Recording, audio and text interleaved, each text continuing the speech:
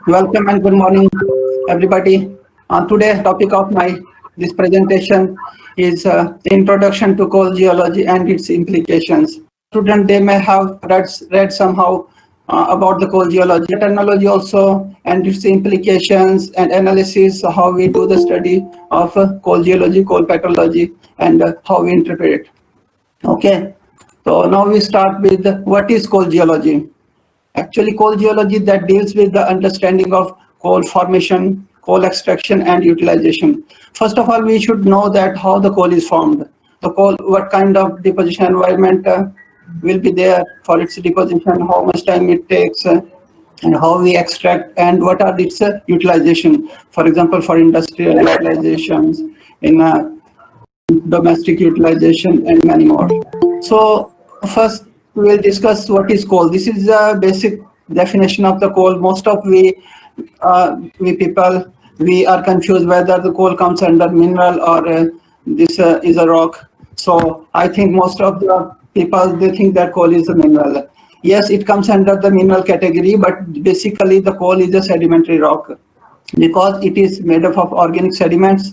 The coal is a combustible brown black sedimentary rock that is deposited in the reducing condition of a basin. So I'll come to the next, that is how the coal is formed.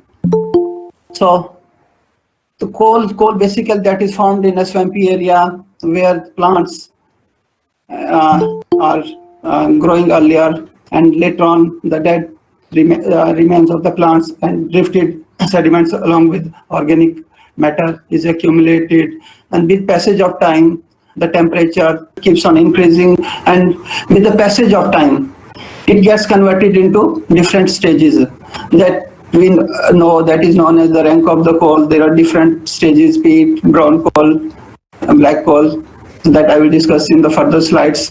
So what are the different deposition environment where the coal is formed? It may be the river floodplains, deltas, that may be coastal plains, lake, and many other low-lying depressions for accumulation of organic sediment. Now it comes that what are the organic materials that forms coal? So basically the coal is mainly dominated by the woody plant tissues, but other organic matter that is also included in the coal formations.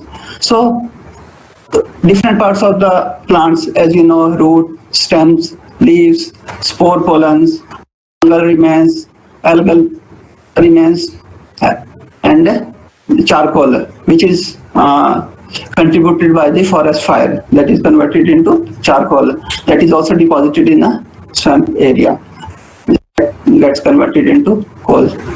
So this process, it gradually shifts from peat, lignite, bituminous, and anthracite coal gradually with the passage of time. By increasing depth, the pressure goes on increasing, and the rank of the coal also increases. This is the qualification process, how the carbon concentration goes on increasing with the grade of coal. The low grade coal, that is known as peat on implications of heat and pressure, gets converted into lignite on further compaction, and this heat that gets converted into bituminous coal later on converts into anthracite.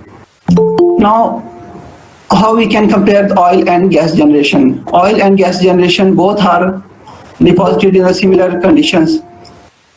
In case of coal, the woody plants are dominating. In case of oil generations, the fine organic material that is most of that is aquatic in environment. So coal is basically terrestrial in origin, and this oil that is mainly marine origin.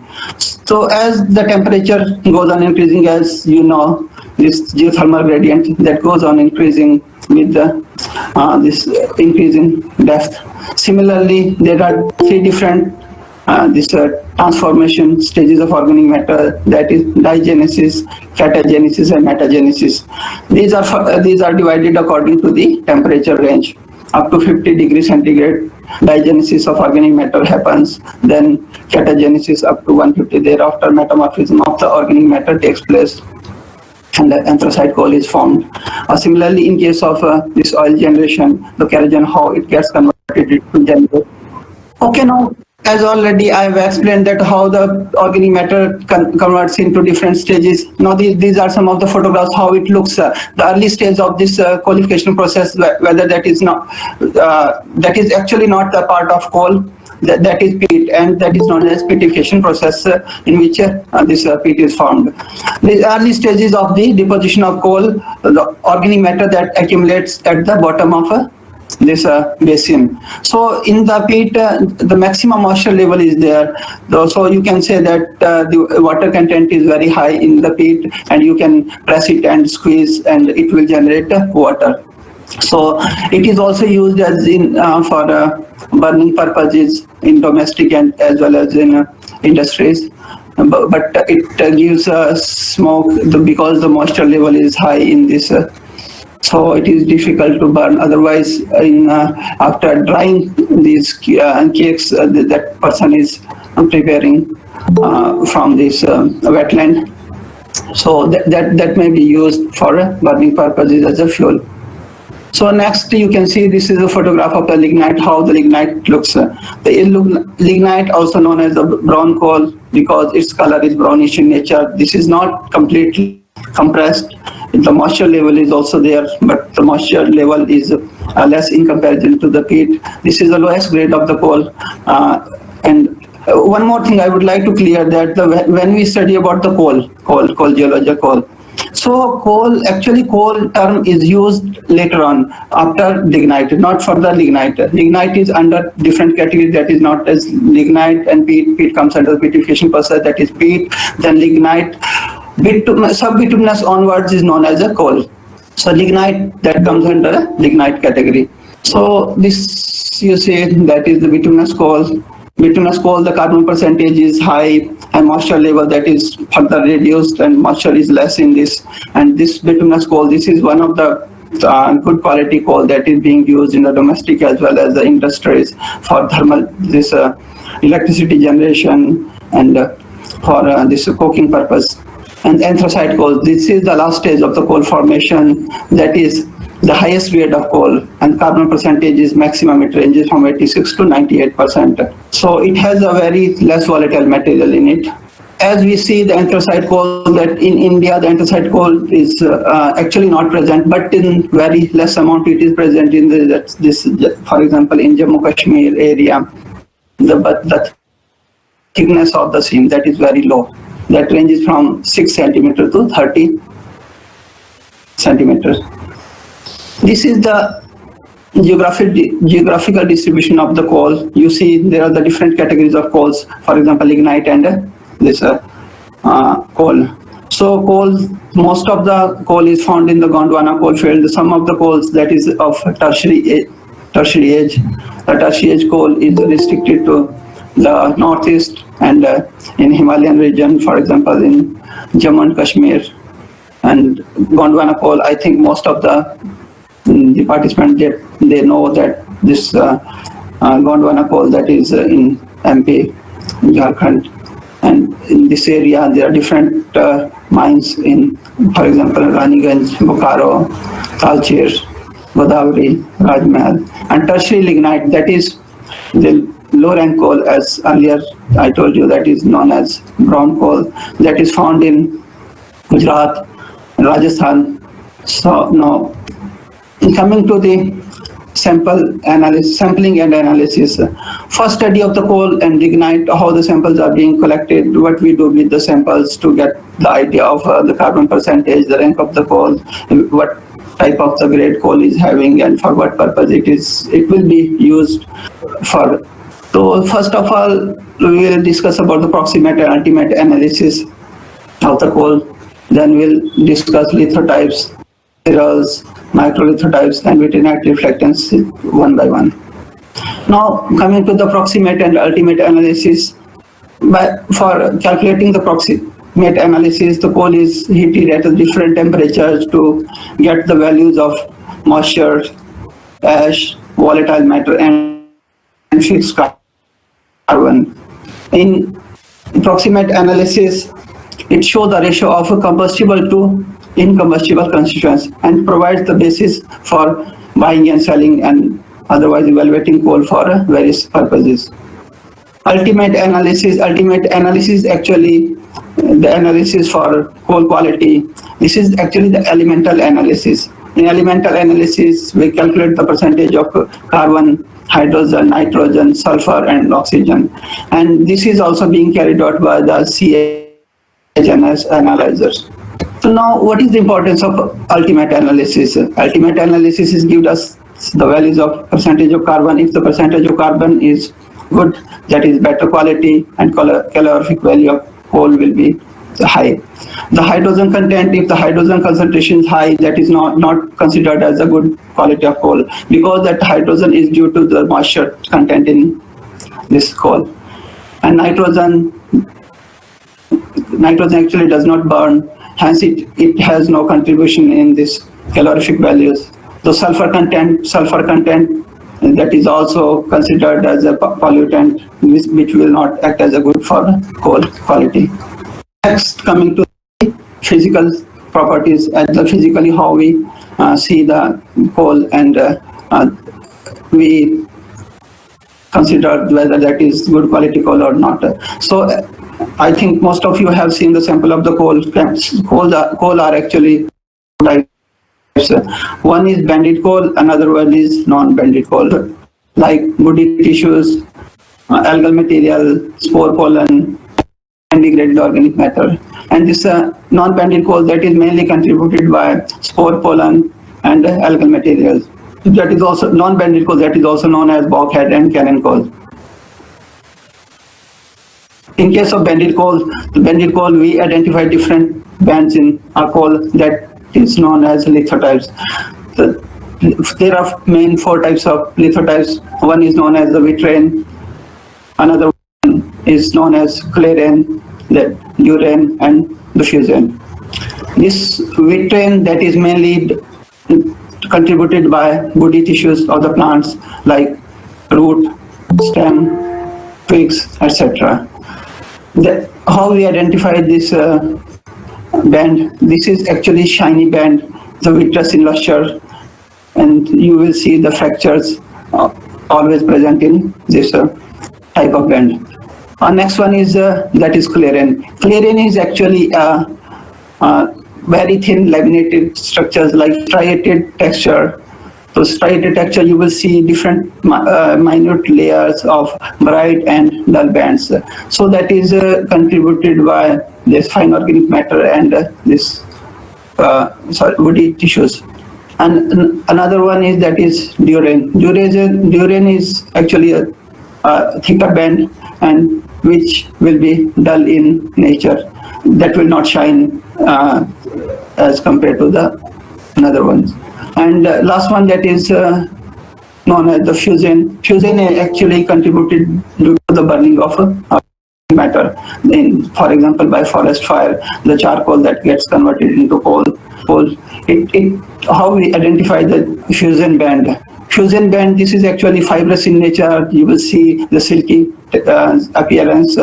So the easy way to identify a particular type of this band. So you just touch the band and you will find your soil, your finger will soil. So it leaves you a black mark in your finger. So that is due to this fusion. So now that was the microscopic analysis. You are observing that whole sample in your hand specimen. Now we are coming to the microscopic analysis of the coal. The microscopic analysis that includes maceral analysis and microlithotypes. For maceral analysis, coal pellets are being prepared, and then that will be studied under a reflective microscope, and you will see the different constituents of organic matter. So the definition of maceral, that is the microconstituents of organic material found in a coal. So coal maceral is similar as the mineral is in case of rock. The composition of mineral that makes a rock, and similarly the constituents of maceral that contribute to a coal. There are main three types of coal macerals. The one is Vitronite, another one is known as Liptinite and Inertinite. Now coming to the Vitronite, the woody tissues of a plant. The woody tissues, these are root, stem, twigs, etc. So these are further divided into subgroups and macerals. Telovitronite, ditrovitronite, gelovitronite. Telovitronite, actually, the telovitronite is this maceral group that is mainly contributed by the woody tissues, and that is well preserved and shows the cellular structures visible in it. And ditrovitronite is actually the fragmental part of the vitronite maceral. Gelovitronite is jellified structures of this vitronite. These are further divided into different macerals that you may study in this ICCP system of classification. Similarly, in case of lignite, there is also a precursor of this vitronite that is known as humanite in case of lignite. That is further divided into telohumanite, detrohumanite, and gelohumanite. Similarly, the composition is same. In one, this telohumanite, textinite, you will see the cellular image. Then there is a detrohumanite. Detrohumanite is this detrital portion, a fragmented portion of the humanite material. Gelohumanite is the jellified structures of this humanite.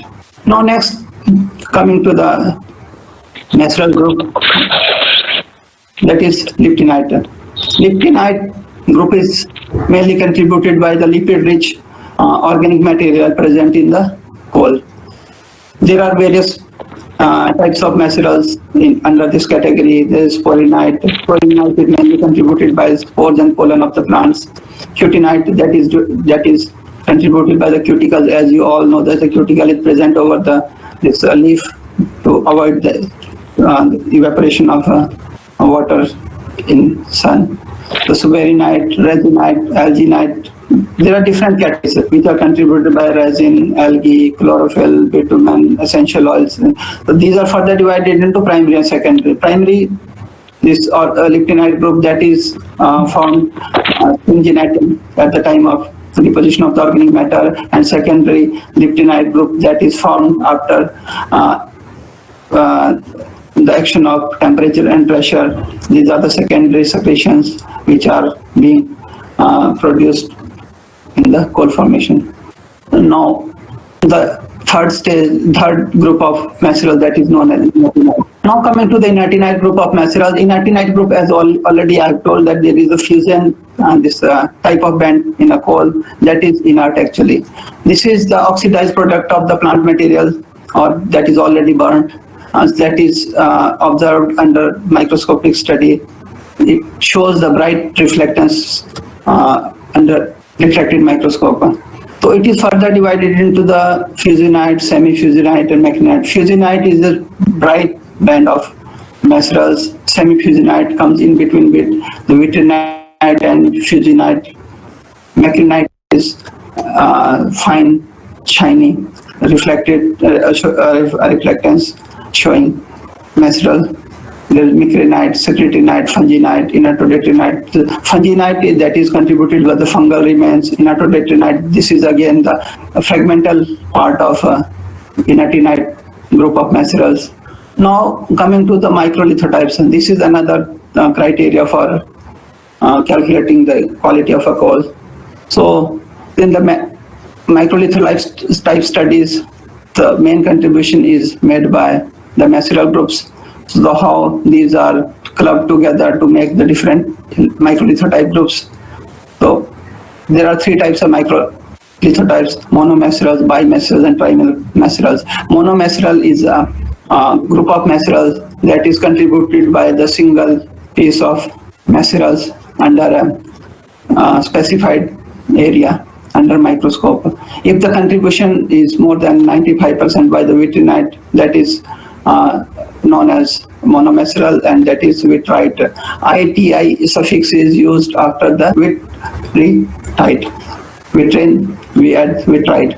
For liptinite, we add liptite.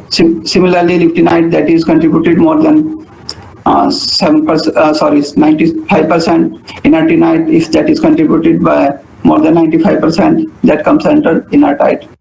And the bimaceral group, that is the contribution of two macerals in a specific area under microscope. So that is nomenclatured as chlorite for vitronite and liptinite. Vitronite and inertinite, that is known as vitrinertite. Similarly, there are trimacerals. Trimacerals means contributed by 3 different maceral bands in a given specific area during microscopic studies. These are some of the photographs clubbed together to show you the maceral groups, how they are considered under which category. Here you see this vitrinite band, then it comes vitrinite. For example, this inertinite, individual bands are there, chlorite. So these come under monomacerals. If 2 types of bands are contributed under a given specified area, that is known as bimacerals. If there are 3 types, 1, 2, 3 types of macerals in a given patch, that is known as a trimaceral.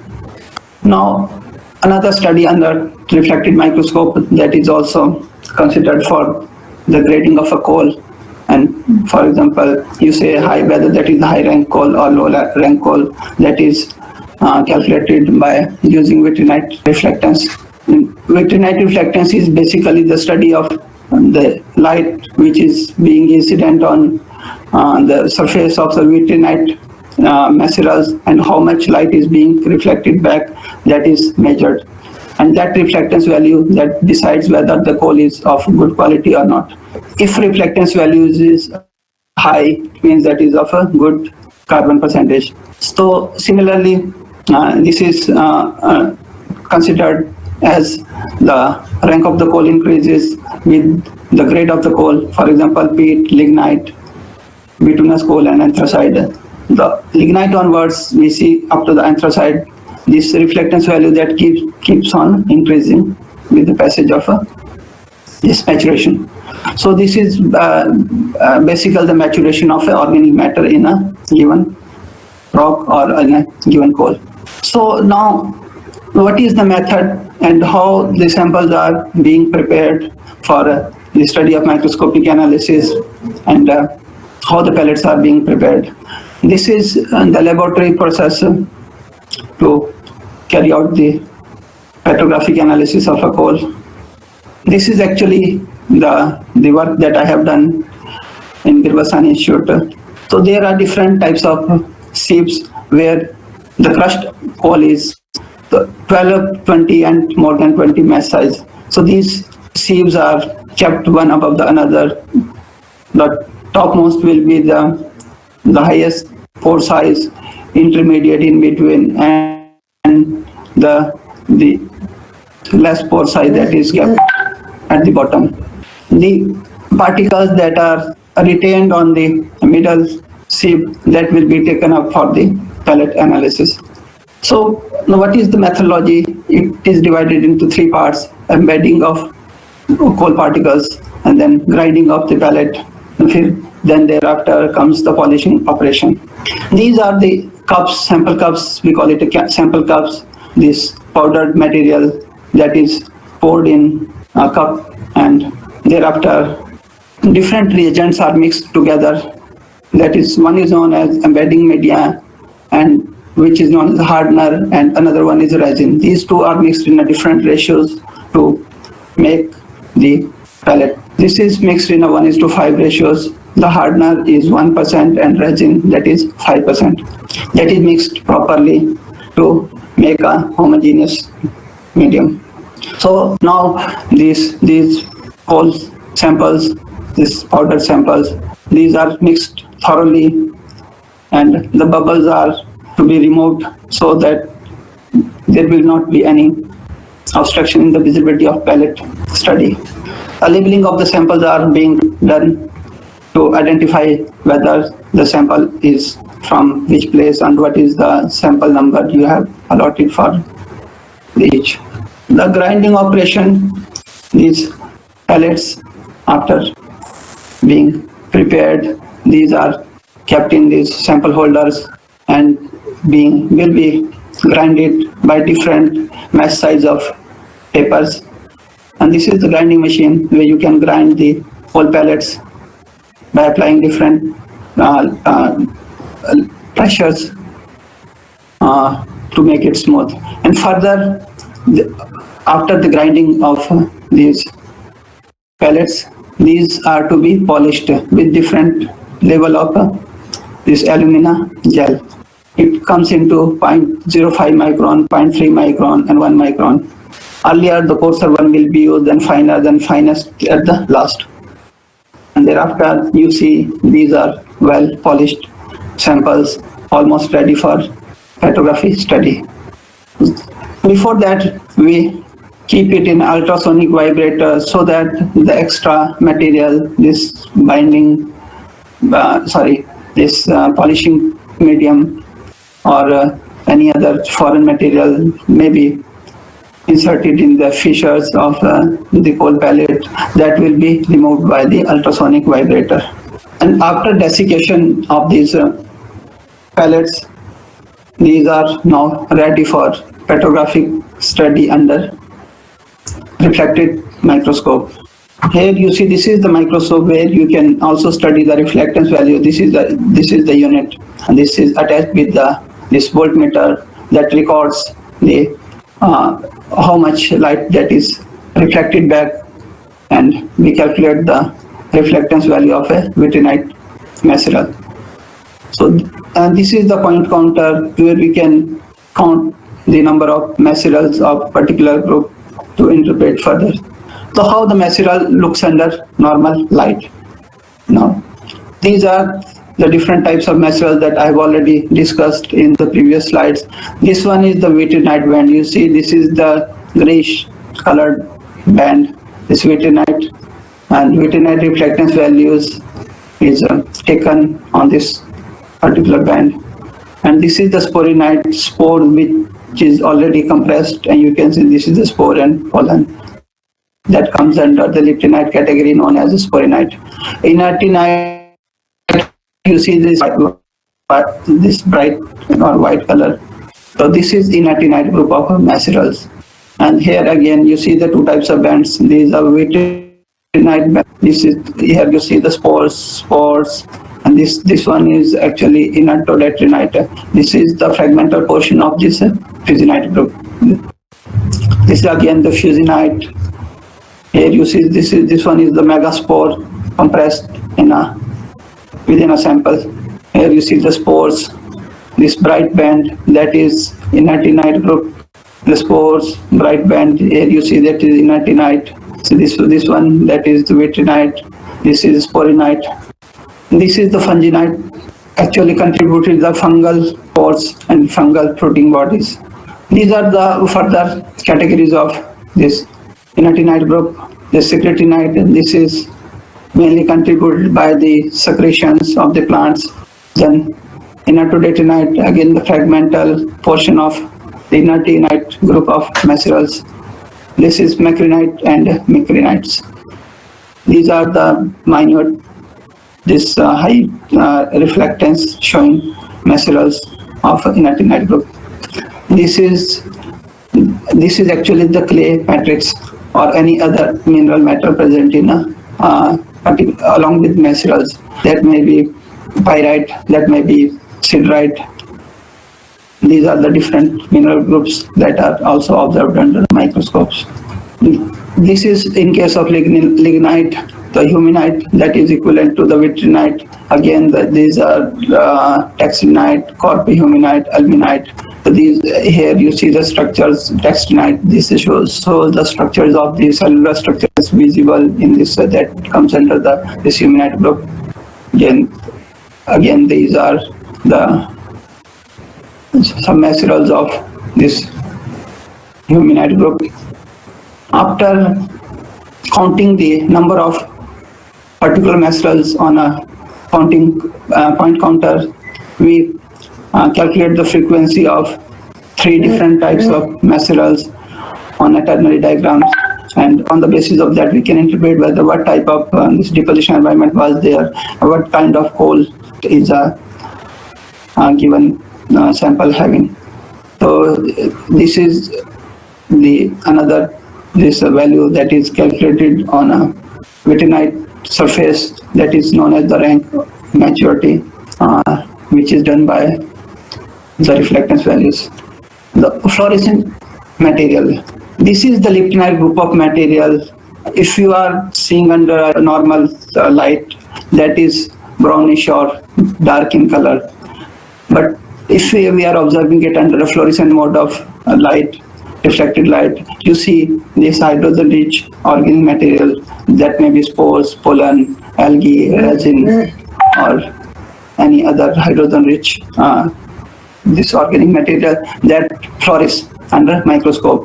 So there is a different this intensity of fluorescence of the light. This light that may be orangish in color, greenish, yellowish, or orangish. That varies according to the maturation of a coal. Here you see that this is the sporinite maceral. Sporinite under normal light, it looks like a dark brown in color or black in color, which may be confused with the mineral matter. So to get the best idea about the count of Liptinite group of macerals, we study it under a fluorescent mode of light. These are again the degraded spores, pollen, and this is again this is the spore and pollen mass, which is showing good this fluorescence. Here this is the cutinite, which I've already told you that this is contributed by the cuticles of a leaf. This again, these are the cuticles. This is the algae under fluorescent mode, and this is Liptinite. This is a fragmental portion of the Liptinite group of macerals. Cuticles again. This is the resin body, which is bright yellow in under fluorescent mode of light. This is spore. You see the ornamentation of a particular spore. This was the microscopic analysis of the coal. Now we come for the application of coal petrology. So what are the utilization of coal? Why we are extracting coal and where it may be used? There are different utilization, mainly that is used as a burning purpose. The coke making, for blending, making coal suitable. Sometimes if you have the lignite and this bituminous coal, you want to increase the grade of a quality of a lignite, you mix it, you blend it, and the quality increases. Liquefaction of hydrogenation or hydrogenation, this is another technology by which you convert the coal into gas or oil. Then next comes under what are the utilization of coal petrology or coal geology in hydrocarbon exploration. So coal bed methane, that is one of the promising area of study for generation of gas and hydrocarbon source rock evaluation by knowing the liptinite rich macerals in a coal, through which we can find out whether the given coal is rich in this liptinite for generating liquid hydrocarbon, or whether that is rich in vitronite for generating gaseous products. This is a graph that shows how with the passage of this with passage of time, different stages of generation of hydrocarbon takes place within a coal. So similarly, as already I told, there are different submacerals in a liptinite group: spharinite, bituminite, resinite, cutinite, alginite, liptodetonite. When these are acted upon by pressure and temperature, they converts into liquid hydrocarbon, and the rank of the coal, as the rank of the coal increases, similarly the various these maceral products, they contribute for the generation of different types of hydrocarbons. The liquid hydrocarbon that is being generated by this liptinite group of macerals, if you have the coal with the Vitronite rich, I mean by stem, root, and twigs that will contribute gaseous hydrocarbon. These are the different liptinite macerals already also shown in the previous slides. These different fluorescent macerals, these will contribute to the liquid hydrocarbon. Now there is coal bed methane, which is a good source of gas. Coal acts as a natural source for generation of methane. There are different three stages of methane generation. One is during the early stages of coalification, that is biogenesis, where the methane gas is produced, and next is that is produced at the temperature above 50 degrees centigrade. That is known as this catagenesis process, where the methane is produced. It's a retention of coal bed methane in a coal bed. So this is retained in three different ways. One is adsorbed, then is free stage, another one is in soluble form with the water. So most of the gas that present in the coal bed, that is adsorbed on the surface of the organic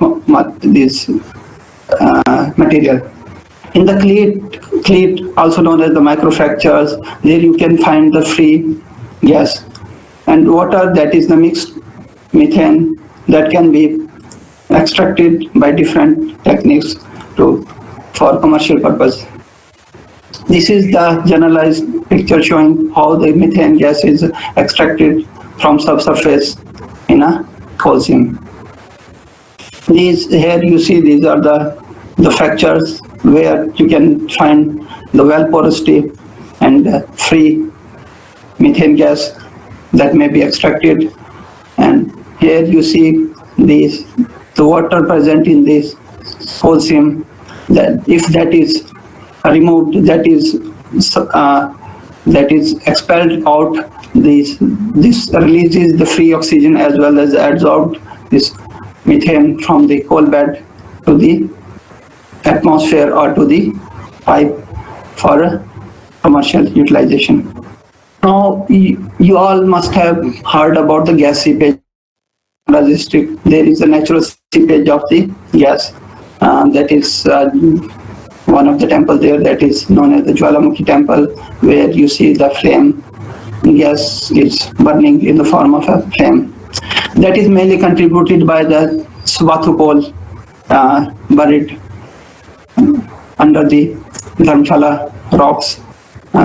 This gas is contributed as a source rock of Svathu formation, and this contributes for the gas seepage in this area.